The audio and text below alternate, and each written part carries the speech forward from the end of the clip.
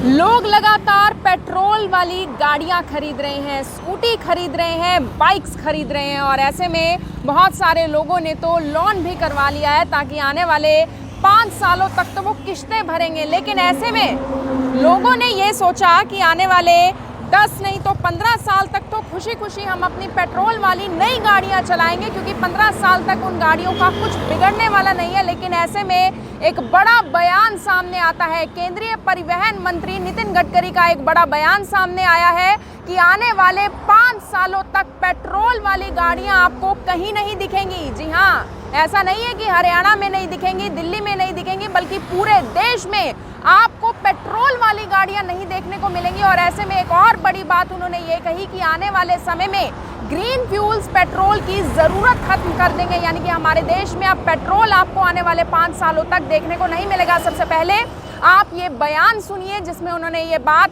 साफ तौर पर कही है। 5 साल के बाद पेट्रोल देश से समाप्त हो जाएगा। 5 साल के बाद पेट्रोल देश से समाप्त हो जाएगा। आपकी स्कूटर, आपकी कार एक तो हाइड्रोजन पे होगी, ग्रीन हाइड्रोजन पर, या इथेनॉल पर, फ्लेक्स इंजन पर होगी, या सीएनजी और एलएनजी पर होगी।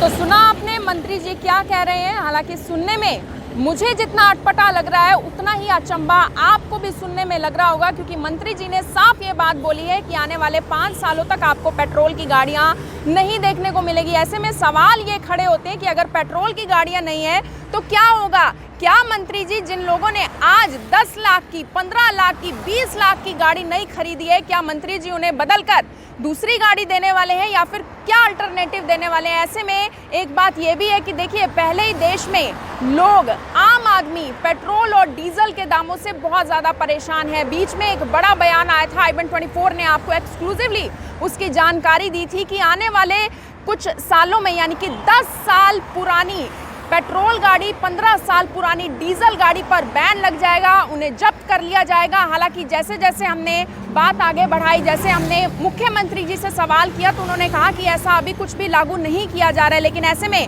लगातार इस तरीके के बयान लोगों को डरा रहे हैं, लोगों में एक भय का माहौल बन रहा है, क्योंकि आज लोगों ने महंगी गाड़ियाँ खरीदी हैं, अब वो गाड़ियाँ कहाँ जाएंगी। ऐसे में सवाल ये भी खड़े होते हैं कि अब लोग चलाएंगे क्या, क्योंकि आप ये समझिए कि ये जितनी भी गाड़ियां आपको यहाँ से गुजरती हुई दिखाई दे रही होंगी, इन सब में पेट्रोल डलता है, डीजल डलता है, जिसमें अगर आपको पेट्रोल या डीजल डलवाना है, कहीं दूर जाना है, तो उसमें कितना समय लगेगा। उसमें समय लगेगा, अगर आपको पेट्रोल पंप से आप पेट्रोल डलवाते हैं, डीजल डलवाते हैं, तो कुछ मिनट लगते हैं या फिर कुछ सेकंड्स का काम होता है। लेकिन अगर आपको इलेक्ट्रिक गाड़ियाँ चलानी पड़ गई तो ऐसे में जो गाड़ियां बहुत ज़्यादा महंगी भी हैं, उन्हें चार्ज करने का बहुत ज़्यादा समय लगेगा और ऐसा भी हो सकता है कि वो बहुत ज़्यादा दूर तक आपका साथ ना दे पाएँ। अब सवाल ये भी है कि हर कोई क्या इलेक्ट्रिक गाड़ी खरीदने के लिए सक्षम है? क्या हर कोई महंगी इलेक्ट्रिक गाड़ियां खरीद सकता है या नहीं खरीद सकता? ये भी अपने आप में एक बड़ा सवाल ज़रूर बना हुआ है। हालांकि नितिन गडकरी,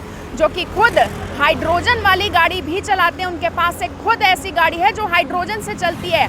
अपने इनोवेटिव आइडियाज़ के लिए वो हमेशा जाने जाते हैं, चर्चा में बने रहते हैं। लेकिन अब बात यह है कि मंत्री जी, अगर आपने ये बात कही है तो आपने क्या सोच के ये बात कही है, क्योंकि अब अगर मैं बात करूँ, जगह जगह पर आपको पेट्रोल पंप्स देखने को मिलते हैं जहाँ पर पेट्रोल और डीजल मिलता है। लेकिन ऐसे में इंडिया में इतना बड़ा सिस्टम खड़ा करना जहाँ पर सीएनजी मिले, एलएनजी मिले, हाइड्रोजन, इथेनॉल, जिससे गाड़ियाँ चले। हालांकि अभी भी अगर मैं बात करूँ तो पेट्रोल में कुछ मात्रा इथेनॉल की होती है, लेकिन फिर आने वाले समय में अगर पेट्रोल गायब हो जाएगा देश में से तो क्या इथेनॉल ही आपको मिलेगा? ये आप तमाम गाड़ियां देख सकते हैं, क्योंकि नेशनल हाईवे 44 पर इस वक्त हम मौजूद हैं। और आपको एक और बड़ी जानकारी ये देना चाहूँगी कि बड़ी बड़ी लग्जरीज गाड़ीज़ की बात की जाए, लग्जरी गाड़ियां जो आ रही हैं वो ज़्यादातर पेट्रोल में आ रही हैं, क्योंकि बहुत सारी कंपनियों ने जो नई गाड़ियाँ बनाई हैं, पुरानी गाड़ियों की मैन्युफैक्चरिंग रोककर सिर्फ और सिर्फ पेट्रोल पर काम किया है। तो उन कंपनीज़ को भी बहुत ज़्यादा नुकसान होने वाला है, धक्का लगने वाला है। ऐसे में पुरानी गाड़ियों का अल्टरनेटिव क्या होगा? पहले भी ये सवाल था, आज फिर से सवालों के घेरे में आम आदमी आ चुका है कि आखिर उनकी पुरानी गाड़ियों का होगा तो होगा क्या। हालांकि मंत्री जी ये बात ज़रूर कहते हैं कि ग्रीन फ्यूल्स आने वाले समय में पेट्रोल की ज़रूरत को बिल्कुल ख़त्म कर देंगे। उनका एक ये भी दावा है कि ऐसा नहीं है कि सिर्फ गाड़ियों पर काम किया जाएगा, बल्कि जिन लोगों के पास टू व्हीलर है, स्कूटीज है, जिन लोगों के पास बाइक्स है, वो भी हाइड्रोजन से चलेंगी, वो भी सीएनजी से चलेगी, वो भी एलएनजी यानी कि लिक्विफाइड नेचुरल गैस से चलेगी, इथेनॉल से वो काम करेंगी।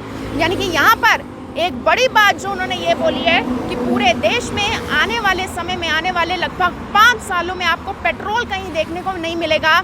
इस बात में कितनी सच्चाई होगी ये आने वाले समय में पता लगेगा। लेकिन एक ये बात कि पेट्रोल पर पूरे तरीके से बैन लग जाएगा, उसके बाद जो अल्टरनेटिव यानी कि सीएनजी है, एलएनजी है, इथेनॉल है, हाइड्रोजन है, ये लोगों तक पहुंचने में कितना समय लगेगा ये देखने वाली बात होगी। क्योंकि आज से कुछ समय पहले नितिन गडकरी जी ने एक बात और बोली थी कि अपनी गाड़ियों में आप किट लगवा लीजिए, चाहे सीएनजी किट की बात की जाए या फिर अपनी गाड़ियों को इलेक्ट्रिक में कन्वर्ट कर लिया जाए। लेकिन अब सवाल फिर से वही कि जो लोग 2 रुपये अगर पेट्रोल का दाम बढ़ जाए, डीजल का दाम बढ़ जाए, उसमें परेशान हो जाते हैं, तो ऐसे में कितना आसान होगा लोगों के लिए अपनी गाड़ी को कन्वर्ट करना। ये जितने भी आप गाड़ियां यहाँ से जाते हुए देख रहे होंगे, एक और जो नया रूल जो आने वाले समय में लागू होने वाला है वो ये है कि स्टैंडर्ड व्हील्स होने वाले हैं। यानी कि अभी तो आप किसी भी गाड़ी में किसी भी तरीके का व्हील लगवा सकते हैं, लेकिन उसके टायर लगवा सकते हैं, लेकिन आने वाले समय में आप किसी भी गाड़ी में किसी भी प्रकार का टायर नहीं लगा सकते, उसका भी चालान होगा, वो भी स्टैंडर्ड के हिसाब से आप लगा पाएंगे। ये बड़ी जानकारी जो इस वक्त i24 ने आपको दी। अब देखने वाली बात होगी कि आने वाले 5 सालों में क्या पूरे तरीके से पेट्रोल हमारे देश से गायब हो जाएगा या फिर नहीं होगा। मेरी आप सभी लोगों से अपील, इस वीडियो को देखिए और इसे शेयर जरूर करें। आप देख रहे हैं i24, मैं हूँ महक शर्मा, हरियाणा के करनाल से आप सभी के साथ लाइव। धन्यवाद। अब यहाँ तक आ ही गए हैं तो हमारे चैनल को सब्सक्राइब जरूर करें और नीचे दिए गए बेल आइकन को जरूर दबाएं ताकि हर खबर सबसे पहले पहुंचे आप तक।